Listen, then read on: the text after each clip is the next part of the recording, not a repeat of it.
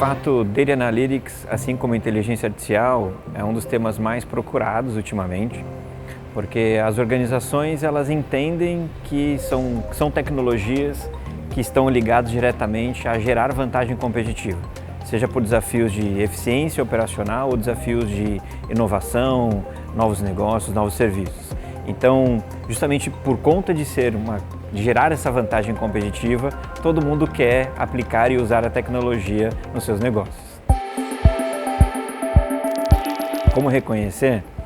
Eu tentaria da maneira mais simples falar que é aquele negócio que toma decisões inteligentes rapidamente no tempo adequado. Eu acho que ser uma organização data-driven é a gente ter acesso aos dados e conseguir analisá-los e tomar as nossas decisões de maneira assertiva e rapidamente. Eu até faço uma brincadeira que dados e as suas análises têm um tempo de validade, né? E se perde se eu não utilizo adequadamente no tempo certo. Não é todo mundo que conseguiu se desenvolver com essa habilidade, com essa expertise. Então ele é uma vantagem competitiva e quem consegue dominar melhor está saindo na frente. Né, vai cada vez mais puxando novas tecnologias, novas aplicações, ampliando e diversificando os seus negócios, seus produtos. Por isso que é a maneira rápida de interpretar essas possibilidades e torná-las reais. Na verdade, onde consegue mais rapidamente ativar o valor sobre os dados na companhia, quando a gente traga para o olhar de eficiência operacional.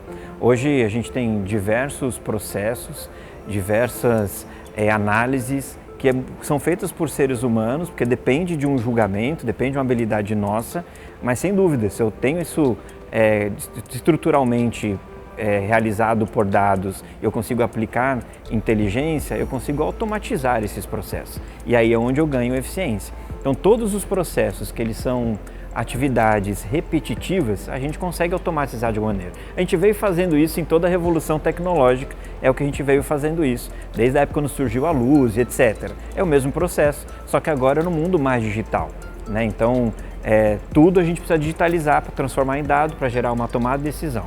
Então, basicamente é isso. A eficiência operacional hoje é o elemento que a gente consegue mais rapidamente usufruir e extrair valor sobre inteligências artificiais e dados nas companhias.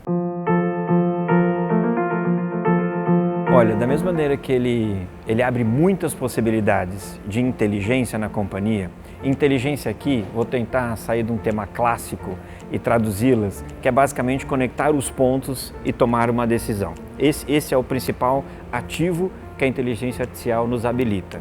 Só que o universo está cada vez mais complexo e a gente tem uma infinidade de informação. Não são mais 2 ou 3 variáveis que nós temos que combinar para tomar a decisão, são infinitas ao mesmo tempo. E aí é onde a inteligência artificial nos ajuda. Imagina que a gente tem diversos sentinelas espalhados, eu tenho diversos satélites espalhados ao redor de uma organização, tanto lá de dentro, lá de fora, e eu posso acessar essas informações, eu posso me posicionar melhor, tanto estrategicamente quanto numa ação de marketing ou falando com o meu cliente. Esse é o charme da inteligência artificial.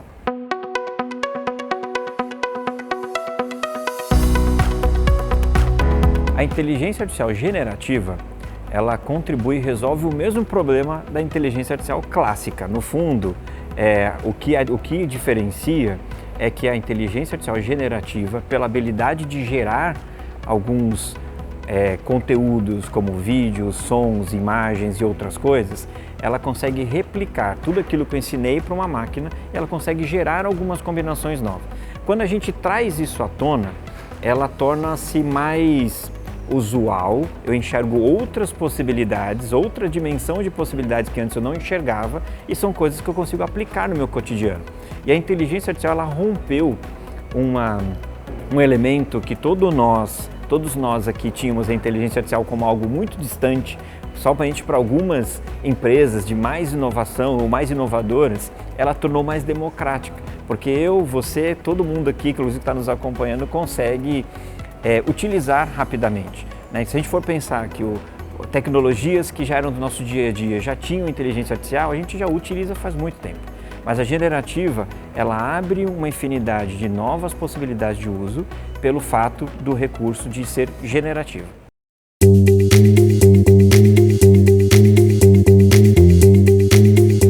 bússola é bastante complexa, mas eu acho que já tem alguns caminhos bem definidos. O C-Level hoje ele busca vantagem competitiva sempre. Eles já têm consciência, já estão convencidos que dados e inteligência artificial é um bom caminho, é o meio para isso, mas ainda tem um espaço de letramento sobre o assunto na própria organização. Desde entendimento sobre o que significa, sobre o que é e o que não é, até onde vai os limites, mas principalmente entendendo a convergência que existe entre os seus colaboradores, os seres humanos e o uso da tecnologia e até onde vai esse impacto que eu gero. Então tem um letramento sobre tecnologia, mas mais do que isso, um letramento sobre como que eu combino essa relação simbiótica entre seres humanos e inteligência artificial em prol de uma vantagem competitiva.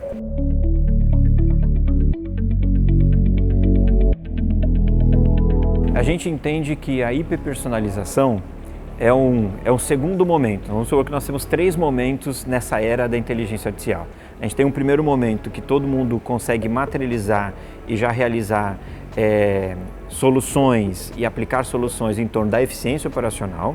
O segundo momento é a hiperpersonalização e o terceiro momento é quando a inteligência artificial ela vai ajudar a gerar disrupção nos modelos de negócio. Esse segundo momento, hoje ele é menos utilizado, menos explorado, mas para a gente conseguir chegar nele, eu preciso de um amadurecimento nos próprios dados, que é o que a gente já está perseguindo hoje. Então, para eu conseguir gerar uma hiperpersonalização, eu preciso ter os meus dados não só com qualidade, com integridade, mas principalmente com as questões éticas, com a responsabilidade sobre eles, garantindo a privacidade e segurança sobre eles. Então ainda tem um elemento até estruturante para eu conseguir chegar na hiperpersonalização. Chegando isso, eu creio que boa parte do problema da hiperpersonalização ele já se resolve e aí é sobre descobrir a inteligência artificial aplicada sobre eles. Entender o consumidor, suas necessidades, entender não só o seu comportamento, mas talvez prever ali as suas próximas ações ou decisões. E aí é uma questão de relação. O que eu acho que vai mudar na hiperpersonalização é o modo como as empresas passam a se relacionar com seus clientes para conseguir surpreendê-los na hiperpersonalização. Eu acho que hoje a gente já não tem mais barreira em termos de processamento, de arquitetura e tecnologia. Cloud habilita muito isso. Cloud é um universo que ela amplia essas restrições físicas, e tem essa facilidade e agilidade quando eu estou construindo uma solução. O quântico é uma outra dimensão. Eu acho que ela é muito possível, mas ela tem as suas restrições ainda físicas que a gente está no caminho de descobrir. Certamente, ele vai habilitar um poder de processamento infinitamente maior. Mas antes de chegar lá, eu acho que a gente tem muita coisa, muito chão para correr, para tanto gerar soluções como descobrir inovações tecnológicas com o que a gente já tem em mãos hoje.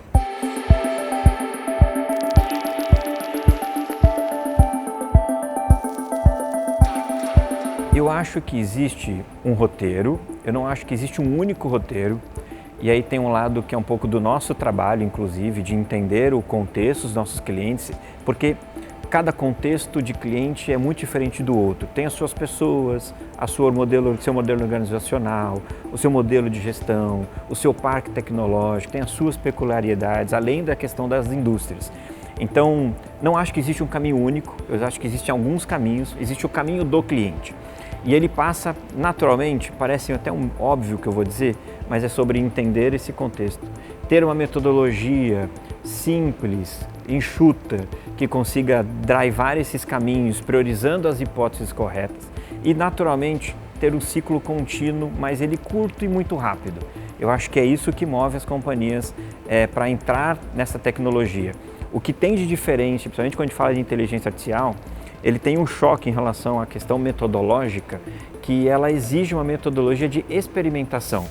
E aqui é saber que o que eu estou fazendo não necessariamente vai gerar todos aqueles montantes de dinheiro esperado, que existe uma potencial, pode dar errado inclusive.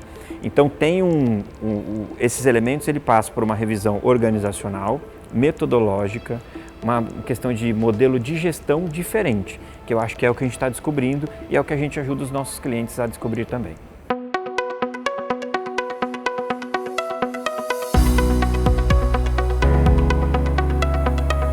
Eu não acredito que tem... A gente sempre tem um modelo de referência, um modelo ideal, né? Que todo mundo persegue. Mas eu acho que ele tem que servir como uma referência e não como uma ambição que eu preciso estar exatamente nele. Eu consigo ser tudo isso em parte da minha companhia.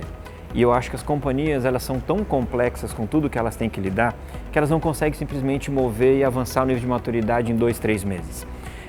O assunto de dados e inteligência artificial, ele passa por várias esferas. Ele tem a esfera de como eu lido com o ciclo de vida dessa informação, questões arquiteturais, como que eu processo essa informação, como eu garanto a segurança, depois tudo que eu uso de análise, até onde vai a minha responsabilidade sobre a decisão que eu estou tendo, é bastante complexo.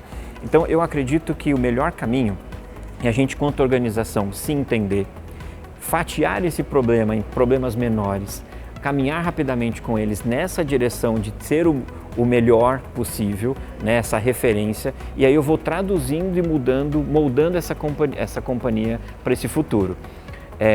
A gente tem ideia do que é esse futuro e está todo mundo se movendo para ele, mas mover tudo de uma vez é um risco muito grande e mover várias vezes e mais rápido, em tempos menores, eu acho que isso é o que dá velocidade.